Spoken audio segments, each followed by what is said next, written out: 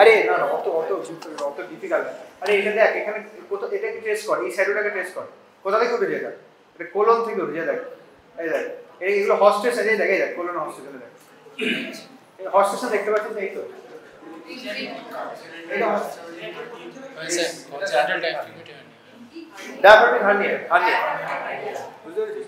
ওই তো এইটা পরিষ্কার একটা হস্টেশন আছে তো, মানে কোলন উপরের দিকে উঠেছে, তাই না? তো মোস্ট আরে লেফটে কেন হয়, রাইটে কেন হয় না?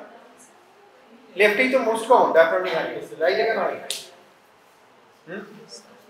আরে লিভার আছে তো, লিভার আছে হার্নিয়া করতে পারে, সলিড স্ট্রাকচার তো, তাই না? ওই জন্য লেফটে মোস্ট কমন। কি কি টাইপের হার্নিয়া আছে? ক্লাস নিচ্ছি পরে কথা বলছি। কি কি আছে টাইপ অফ হার্নিয়া? মরগ্যাগনি, বোকডালে। কোনটা ডেঞ্জারাস, কোনটা? বোকডালে হার্নিয়া। মরগ্যাগনি আর বোকডালের মধ্যে ডিফারেন্স কি? না লেফট ল্যাটারাল, একটা পোস্টের একটা অ্যান্টেরিয়র। মরগ্যাগনি হচ্ছে অ্যান্টেরিয়র দিক থেকে ওঠে, আর এটা হচ্ছে পোস্টের দিক থেকে ওঠে। বোকডালে কি মানে তোর most common and most dreadful in child age. বগডালে হার্নিয়া মানে মরগ্যাগনি কিন্তু অনেক অ্যাসিম্পটোমেটিক, এগুলো মরগ্যাগনি এগুলো অ্যাসিম্পটোমেটিক হার্নিয়া, মানে কিছু হয় না, মানে জাস্ট একটা এক্সট্রাকুলি ইনসিডেন্টালি ধরা পড়লে এটা হার্নিয়া। কিন্তু কোনো পেশেন্টের স্ট্র্যাঙ্গুলেশন অফ হার্নিয়া উইথ মানে যে হয় যদি বাচ্চাদের হয়, সেটা বগডালে হার্নিয়া, ডেঞ্জারাস হয়। ঠিক আছে, এইটা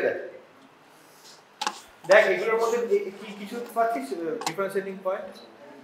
অনেক কিছু আছে এই এক্সেলের মধ্যে, মানে আমি শুধু ডায়াফ্রাম বলছি না, আরো অনেক কিছু রয়েছে। ঠিকই বলছিস, বল ঠিক বলছিস, বল। হার্ট হ্যাঁ ডায়ালেট আছে, রাইট। স্পেসিফিক্যালি কোন এরিয়া? লেফট ভেন্ট্রিকল ডায়ালেট আছে। সেকেন্ড এইটা কি? এটা আচ্ছা এইটা দেখো, এটাকে বলে ডায়াফ্রাগমেটিক হাম্পের মতো একটা। ঠিক আছে, ডায়াফ্রাগমেটিক এটা মানে ইনসিডেন্টাল ফাইন্ডিং, এর কোনো প্রবলেম হয় ডায়াফ্রাগমেটিক হাম্প। আর এইটা কি আছে এখানে একটা, এগুলো কি? এই যে হ্যাঁ এগুলো সুচার রে, স্টার্নাল সুচার, এগুলো সুচার করা আছে। এই পেশেন্টটার প্রবাবলি পেশেন্টটার সিএবিজি হয়েছিল, কি তোর বাইপাস হয়েছে, বাইপাস গ্রাফটিং হয়েছে, সেই জন্য এই স্টার্নাল সুচার, সেই জন্য তো কার্ডিয়াক লেফট ভেন্ট্রিকল বড় দেখতে পাচ্ছিস। এটা দেখ, হ্যাঁ তাহলে এক্সরে মানে শুধু কিন্তু বললাম যে অনেক কিছু দেখতে হবে। ঠিক আছে, কনস্ট্যান্ট কার্ডিওফ্রেনিক অ্যাঙ্গেল। তো এগুলো কি আছে? কনস্ট্যান্ট, এগুলো হচ্ছে কার্ডিওফ্রেনিক অ্যাঙ্গেল। এটা কি? সে ফ্ল্যাট হয়ে গেছে, ব্লান্ট থেকে ব্লান্টিং বলে, ফ্ল্যাট বলে ব্লান্টিং অফ সিপি অ্যাঙ্গেল, এখানে ব্লান্টিং অফ সিপি অ্যাঙ্গেল। ঠিক আছে, আরেকটা ইম্পর্টেন্ট দেখ, এখানে এই ফিশার দেখতে পাচ্ছিস, এটা দেখ this is the horizontal fissure. আচ্ছা এখানে কোনো ফিশার ভিজিবল নেই। যদি ফিশার ভিজিবল হয় তাহলে তার দুটো রিজন হতে পারে। First, if there is any fibrosis, এটা খুব রেয়ার হয়, ফিশারে জেনারেলি ফাইব্রোসিস তো হয় না। মোস্ট কমন হচ্ছে ফিশারে ইফিউশন হয় হার্ট ফেলিয়ারের জন্য। ঠিক আছে, তো এখান থেকে এই জাস্ট এক্সরে দেখবি তুই, এই এক্সরে দেখে পেশেন্টের মানে ইফিউশনের ইটিওলজি বলতে পারবি।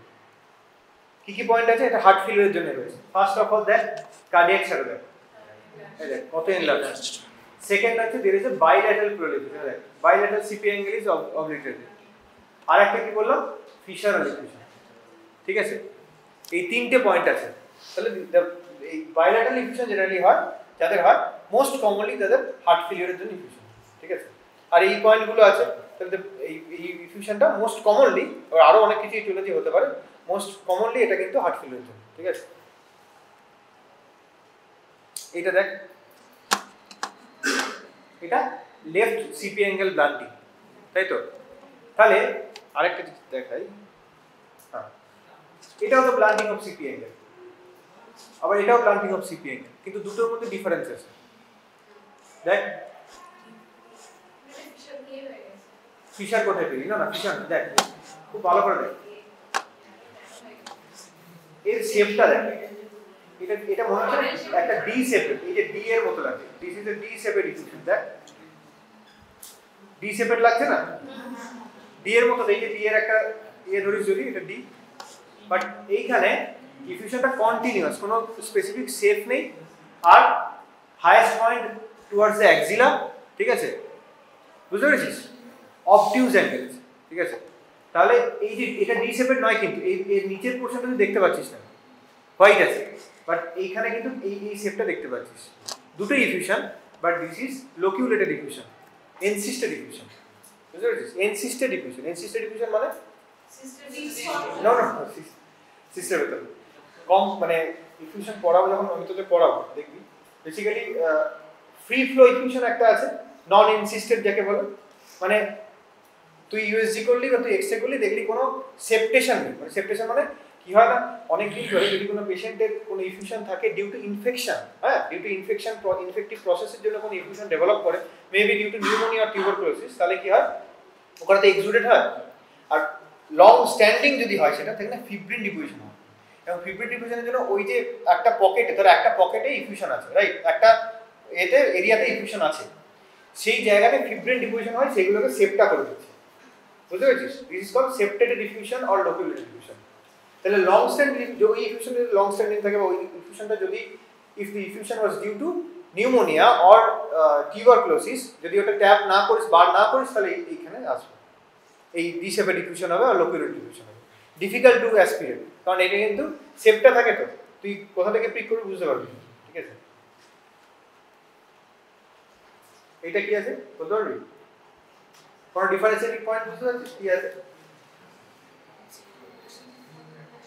এয়ার ফ্লুইড লেভেল বলে, এই যে এই লাইনটাকে বলে এয়ার ফ্লুইড লাইন, এই যে horizontal line, air fluid line, বুঝতে পেরেছিস? তাহলে এখানে কি থাকতে পারে, এয়ার ফ্লুইড লাইন মানে কি হতে পারে? এয়ার ফ্লুইড লাইন মানে কি হতে পারে? শুধু ডিফিউশন, এটা ডিফিউশন ছাড়া আর কি হতে? ইফিউশন তো এরকম হয় না, একটু ইফিউশন, দিস ইজ ইফিউশন, এখানে যেটা হবে কি হতে পারে, এটা আইডিয়া বল। এয়ার ফ্লুইড মানে কি? আরে হাইড্রোনিউমোথোরাক্স, পায়োনিউমোথোরাক্স, এনিথিং, ঠিক আছে, হাইড্রোনিউমো আর পায়োনিউমোথোরাক্স।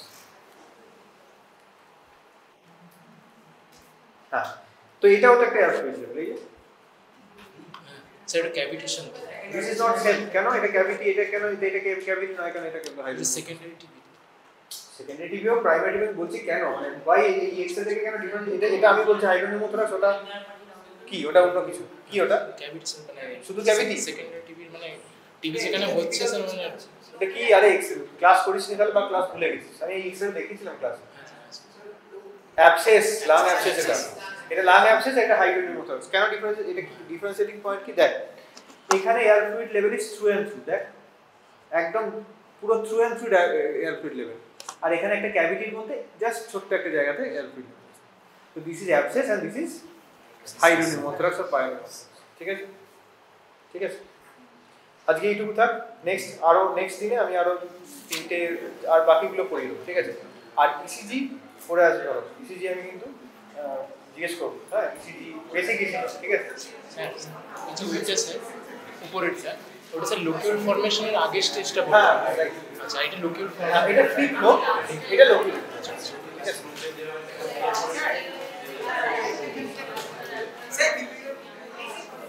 কি বলছিস?